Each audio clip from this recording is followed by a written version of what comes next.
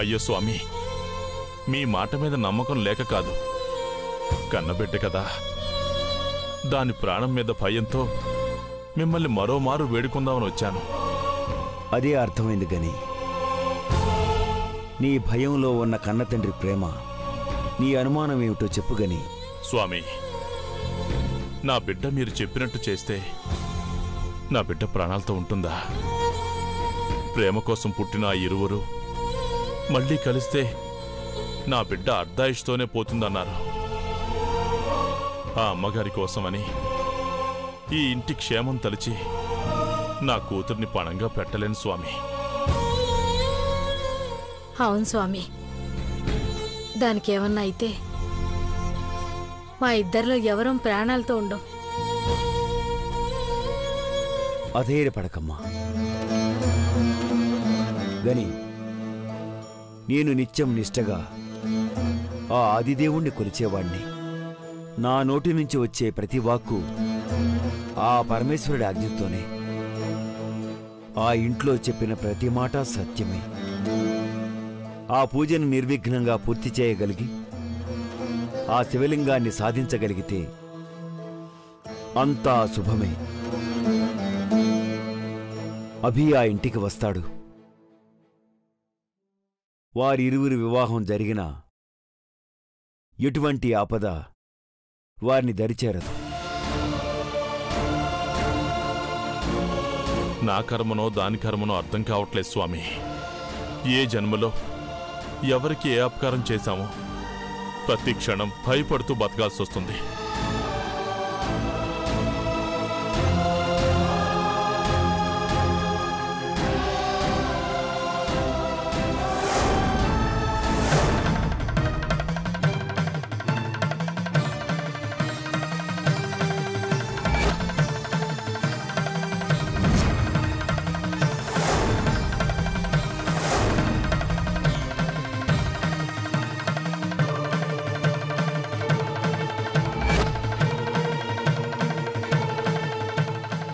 ఆ భయం వారి జాతకాల్లో దోషం కాదు ఘని.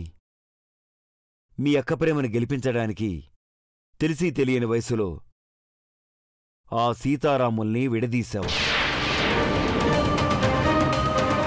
నువ్వు చేసిన ఆ తప్పు నీ బిడ్డకు ఈ జన్మలో శాపంగా మారింది.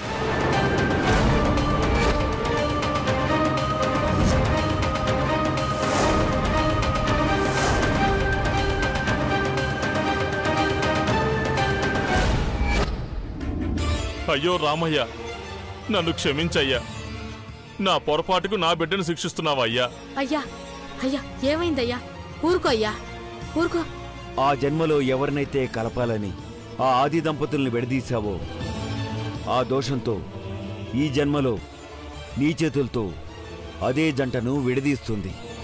మరి ఆ దోషం నా బిడ్డ అమృతలింగాన్ని తీసుకుని వస్తే తొలగిపోతుందా స్వామి? కోటి దీపాల కాంతుల్ని విరజిమ్మే ఆ అమృతలింగాన్ని తీసుకురాగలిగితే సర్వదోషాలు హరించుకుపోతాయి. కాని ఆ లింగాన్ని తేవడం ఎంత కష్టమో చెప్పానుగా. సౌందర్య, ఆ పరమేశ్వరుని దయతో ఆ అమృతలింగాన్ని సాధించాలంటే ఏం చెయ్యాలి స్వామి? నేను ఇవ్వబోయే ముడుపుని సౌందర్య చేత కోదండ రామాలయంలో రేపు జరగబోయే నవరాత్రి ఉత్సవాల్లో స్వామివారి కళ్యాణం రోజున కట్టించండి. తాను చెయ్యబోతున్న కార్యం సఫలీకృతం అవ్వాలని ఆ రామయ్య ఆశీర్వాదం తీసుకుంటే అంతా మంచే జరుగుతుంది. అలాగే చేయిస్తాను స్వామి.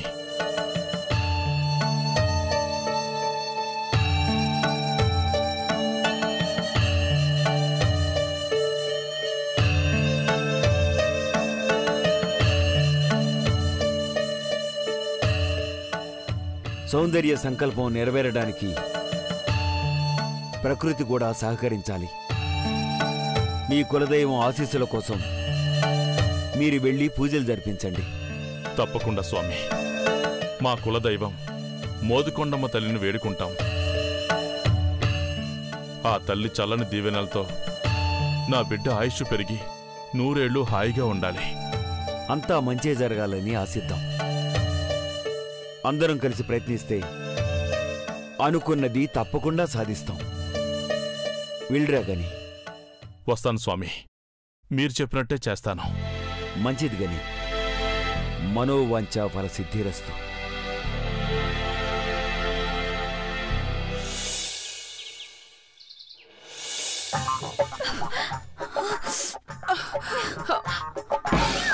అమ్మయ్యా, ఆరిపోయింది ఐశ్వర్య. చూడమ్మా చూడు, మంట పోయింది. పోయిందా? మంట లేదా? లోపల మంటుంది ఐశ్వర్య. కర్పూరం ఆరిపోయింది అంటున్నాను. ఆంటీ, ఎలాగో అయిపోయింది కదా, వెళ్ళిపోతాం ఆంటీ. ప్లీజ్ ఆంటీ, పంపించండి ఆంటీ. ఐశ్వర్య, అర్థం చేసుకోవా? నువ్వే అర్థం చేసుకునుంటే ఇలాంటి పరిస్థితి వచ్చేదా? అయినా నీకంటే చిన్నవాళ్లమైనా మాతో చెప్పించుకోవడం ఏమైనా బావుందా? ఏంటి మమ్మీ, ఇంకా ఉంచో వెళ్ళండి, వదిలేసి. చైత్ర, బాగున్నాయి, వెళ్ళండి. రా మమ్మీ. చిన్నోడివైనా పెద్ద సాయం చేసి బతికించో బాబు. పద.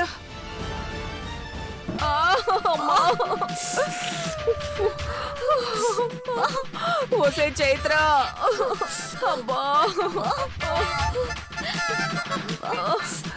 అమ్మా, పట్టవే, బన్నాలు రాస్తాను. భవాని, ఏంటి బాధ? వాళ్ళు వెళ్ళిపో అన్నప్పుడు వెళ్ళిపోయినా అయిపోయేది. ఇక రోజు ఇలాంటివి అనుభవించాలంటే భయంగా ఉంది భవాని. ఇలాంటి పనులు చేయాలంటే ఇంట్లో ఉంటేనే సాధ్యం అవుతుంది. బయటికి వెళ్ళామో ఫోకస్ అంతా మన మీదే ఉంటుంది, దొరికిపోతాం. ఎందుకు ఓ అని అరుస్తున్నావు? ఎందుకు అరిచానా? ఎందుకు అరిచాను? గాయం ఎవరికైనా నొప్పి కామనే. నొప్పికి పెద్ద చిన్న అంటూ ఏమీ ఉండదు. నా చేతికి గాయం మానేలోపు సౌందర్యకి భవానీ, చీపురు గంగా భవానీ అంటే ఏంటో చూపిస్తాను. ఇప్పుడు చూపించింది చాలు. నోర్మి, నువ్వు ఫోన్ చేసినప్పుడు వాళ్ళున్నారని సైగ చేయాలనే జ్ఞానం లేదా నీకు?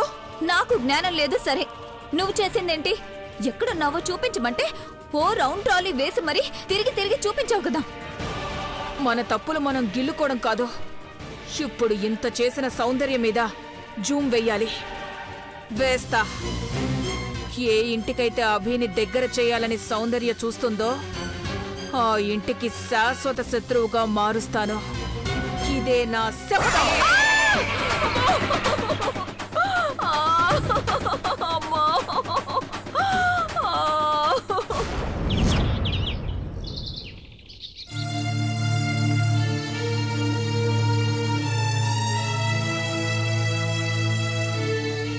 అదేంటి ఐశ్వర్యమ్మా, బాబుకి జ్యూస్ మీరుస్తున్నారు, సౌందర్య లేదా? బయటికి వెళ్ళింది గాని. అవును, మీరేటెళ్లారు? ఉదయం నుంచి కనబడ్డం లేదు.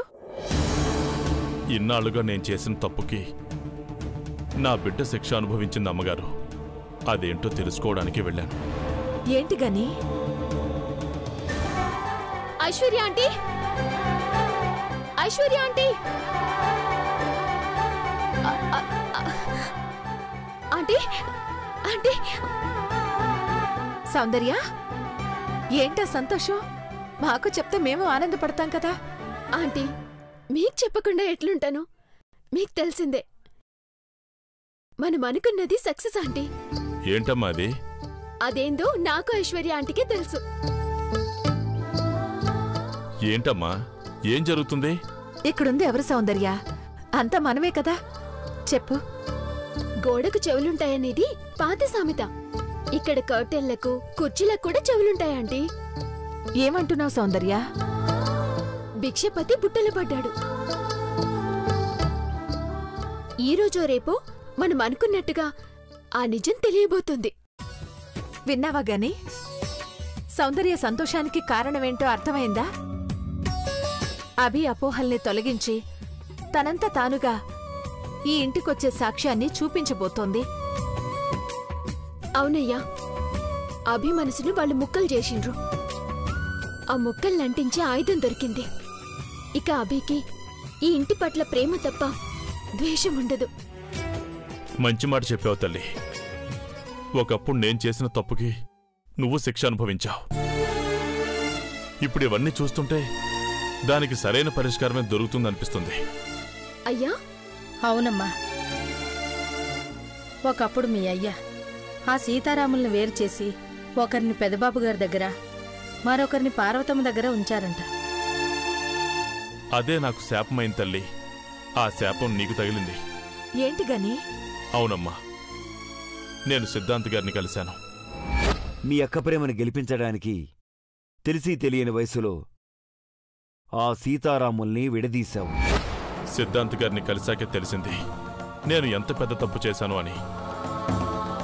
ఆ సీతారాముల్ని వేరు చేసినందుకే ఈ జన్మలో మీరిద్దరూ కలిస్తే మరణం వస్తుందని వారి జాతకాల్లో ఉందట. నా వల్ల జరిగిన తప్పుకి నా బిడ్డ శిక్ష అనుభవిస్తూ వస్తుంది. పోనీలే గాని ఇప్పటికైనా ఒక్కో నిజం తెలుస్తుంది. ఏం జరిగినా అంతా మన మంచికే. అమ్మా సౌందర్య, నువ్వు సాక్ష్యాలతో అభిని ఇంటికి తీసుకురావడమే కాకుండా సిద్ధాంత్ గారు చెప్పినట్టు ఆ అమృతలింగాన్ని కూడా తీసుకొచ్చి ఈ ఇంట్లో ప్రతిష్ఠిస్తే నీకున్న ఆశాపం కూడా పోతుంది తల్లి. అందుకే సౌందర్య, నువ్వు చేయించబోయే ఆ పూజ సక్రమంగా జరగాలని ముందుగా ఆ సీతారాముల్నే వేడుకోవాలి. తప్పకుండా అట్లనే చేద్దామమ్మా. ఇదిగోమ్మా, ఈ ముడుపు ఆ సీతారాములకు కట్టు. ఏ గుళ్ళో అంటే ఆ గుళ్ళో కాదు. రేపు సీతారాముల కళ్యాణం జరగబోతుంది. దసరా ఉత్సవాల్లో జరిగే రావణ దహనానికి ముందు ఆ గుళ్ళో సీతారాముల కళ్యాణం జరుగుతుంది. అవునా? అవును మామ్, ఆ గుడికి లాస్ట్ ఇయర్ ఇదే టైంలో నేను వెళ్ళాను. అక్కడ చాలా వైభవంగా సీతారాముల కళ్యాణం జరిపిస్తారు.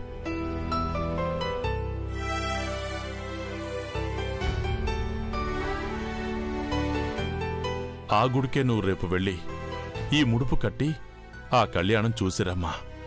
సౌందర్య ఒక్కతే ఎందుకు? మనం కూడా వెళ్దాం గాని. లేదమ్మా, రేపు మేము అమ్మవారికి పూజ జరిపించడానికి మోదికొండకు వెళ్ళాలి. సరే వెళ్ళండి. ఏం చేసినా సౌందర్య మంచి కోసమే కదా. వెళ్ళిరండి. మీరు చెప్పింది విన్న తర్వాత ఆలోచిస్తే అంతా మంచి జరగబోతుందనిపిస్తుంది. అఖిలాంటి కూడా సౌందర్యని సీతారాముల గుడికి వెళ్ళిరా అని చెప్పింది. ఇప్పుడు మీరేకంగా ఆ సీతారాముల పెళ్లికే వెళ్ళిరా అంటున్నారు. సీతారాములెప్పుడూ మంచే చేస్తారు.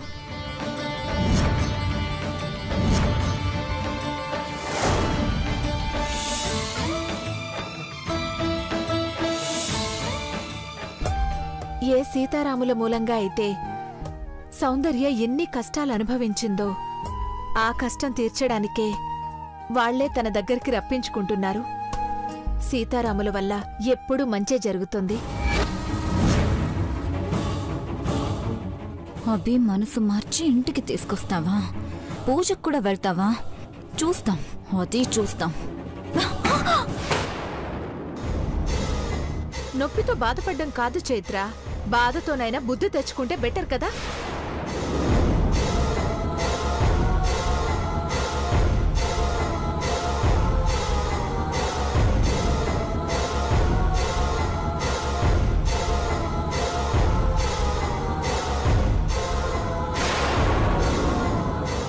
బుద్ధి తెచ్చుకొని బానిసగా మీ దగ్గర ఉండడం కాదు, భవానీ చెప్పినట్టు ఎదురించి ఏకాకిని చేస్తాం.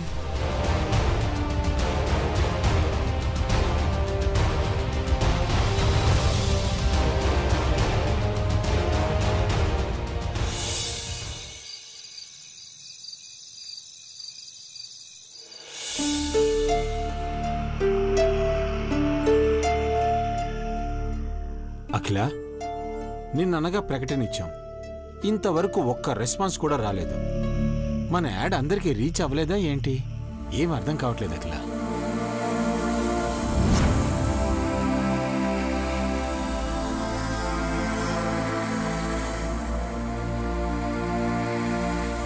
మామ్, వస్తూ వస్తూ ఆ ప్రకటన చూశాను. ఆ ప్రకటనకి ఏమైనా పాజిటివ్ రెస్పాన్స్ వచ్చిందా డాడ్? లేదు చిన్నబాబు, మేము అదే ఆలోచిస్తున్నాం. ప్రకటనే కాదు, మీరు ప్రపంచం మొత్తం చాటింపు చేయించినా సాక్ష్యాలు లేనప్పుడు ఎవరైనా ఏం చేయగలుగుతారో?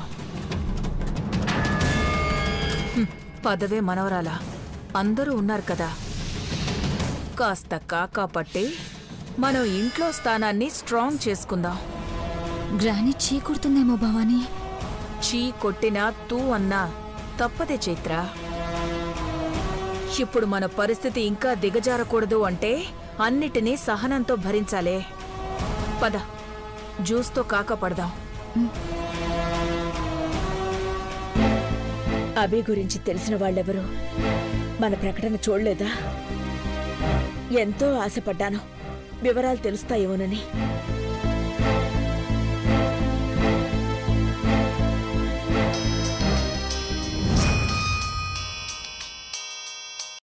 Hello hello uncle. నువ్వా నీలాంబరి?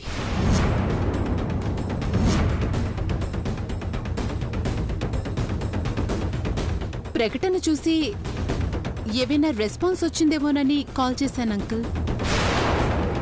ఇటువంటి హలో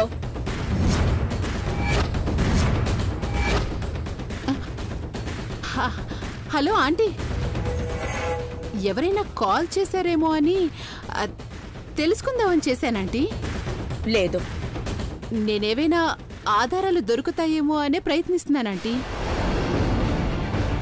మీరింత ఆశగా వెతుకుతున్నారని నేను ప్రయత్నిస్తున్నాను గాని నాకైతే మనం అనవసరంగా టైం వేస్ట్ చేస్తున్నామేమో అనిపిస్తోంది.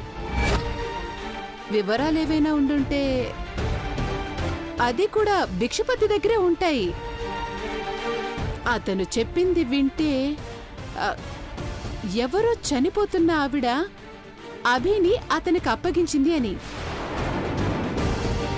కాని మంటల్లో కాలిపోయిన లేని వారసుడి కోసం ఎక్కడని వెతికితే దొరుకుతాడాంటీ? Stop it, stop it, stop it.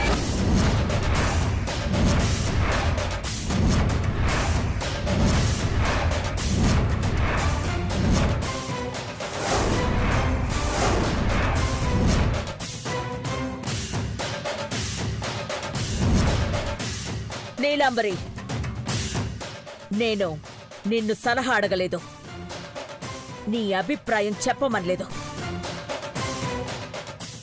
నీ ఆలోచన్ని నీ దగ్గరే ఉంచుకో.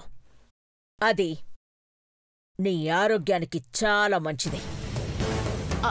అయ్యో ఆంటీ, అపార్థం చేసుకోకండి.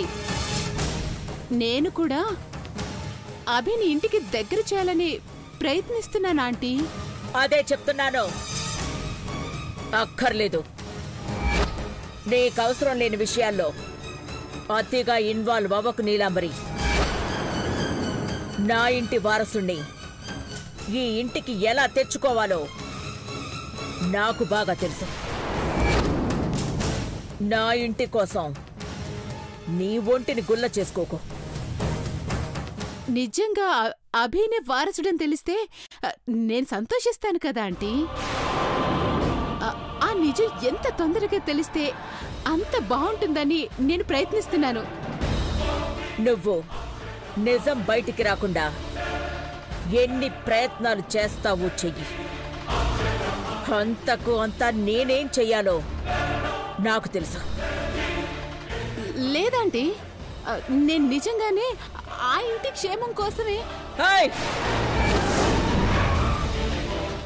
ఆపు, ఆపు నీ అబద్ధాలు.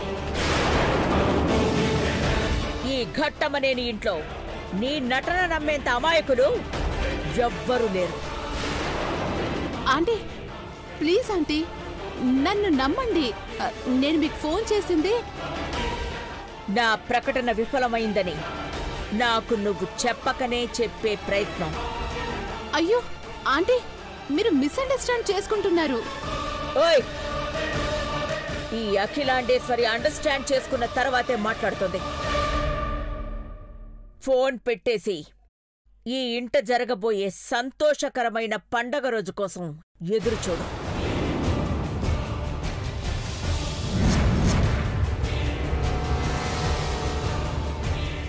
అది మళ్లీ బుస కొట్టడానికి ప్రయత్నిస్తోంది. ఆదిలోనే కోరలు పీకేయాలి.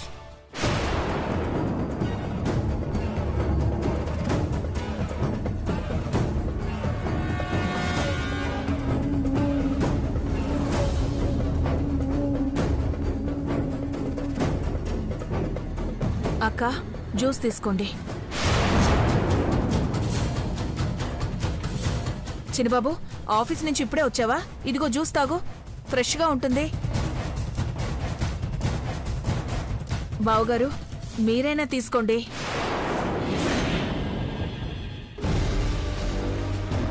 అక్క నువ్వు తీసుకోకపోతే ఎవరు తీసుకోరు.